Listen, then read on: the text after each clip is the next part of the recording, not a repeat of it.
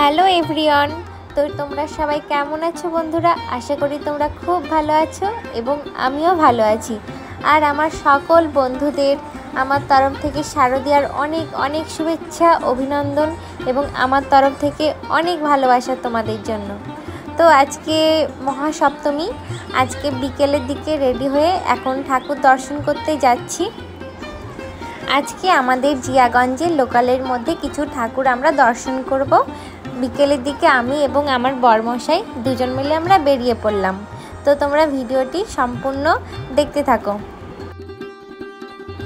আমাদের জিয়াগঞ্জ এবং আজিমগঞ্জে আমাদের এই বছরে দীঘার জগন্নাথ মন্দির করা হয়েছে প্যান্ডেলটি।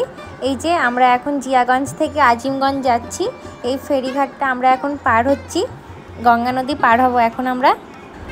তারপরে এই আমরা প্রবেশ করলাম দীঘার জগন্নাথ মন্দিরে, আমরা চলে আসলাম। মন্দিরটি খুব একদম দারুণ অসাধারণ করা হয়েছিল, দেখে একদম মুগ্ধ হয়ে গিয়েছিলাম, প্রচণ্ড সুন্দর লাগছিল। দেখো ফ্রেন্ডস, তোমাদেরও খুব ভালো লাগবে।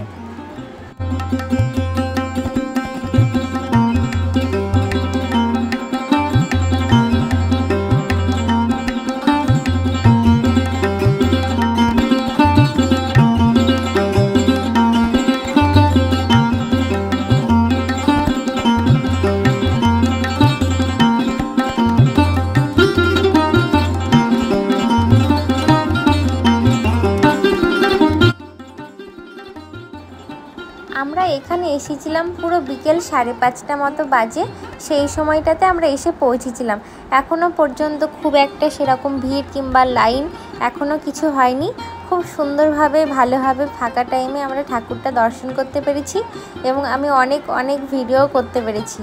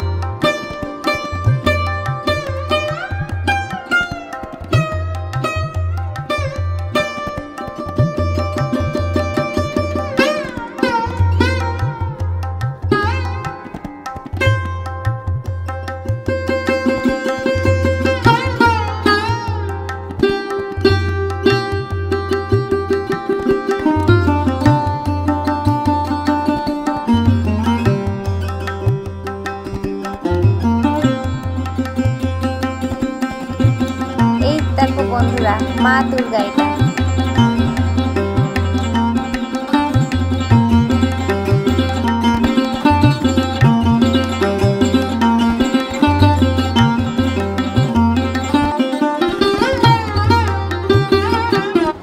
তারপর আমরা ওখান থেকে বেরিয়ে পড়লাম।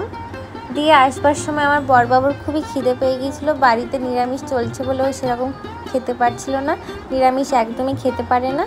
তারপরে আমরা এখানে আমাদের জিয়াগঞ্জে এই ক্যাফেটাতে চলে আসলাম। এখানে ও চাইনিজ অর্ডার দিয়েছিল, চাইনিজ খাচ্ছিল, আর আমি 1 কাপ চা।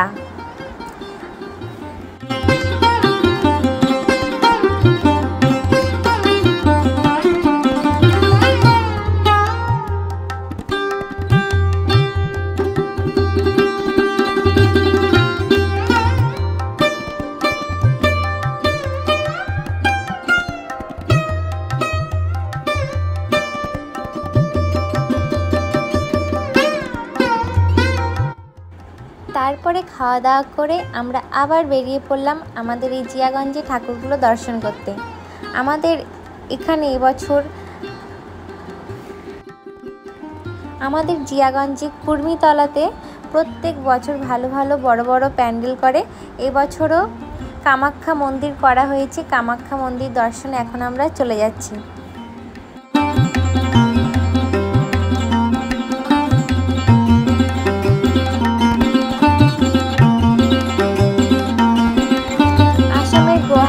কামাখ্যা মন্দির অবস্থিত, সেই মন্দিরটি এখানে করা হয়েছে।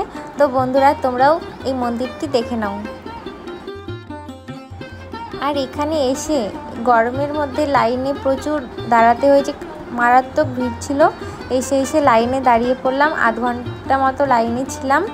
এই যে দেখো এটা মন্দিরের ভিতর।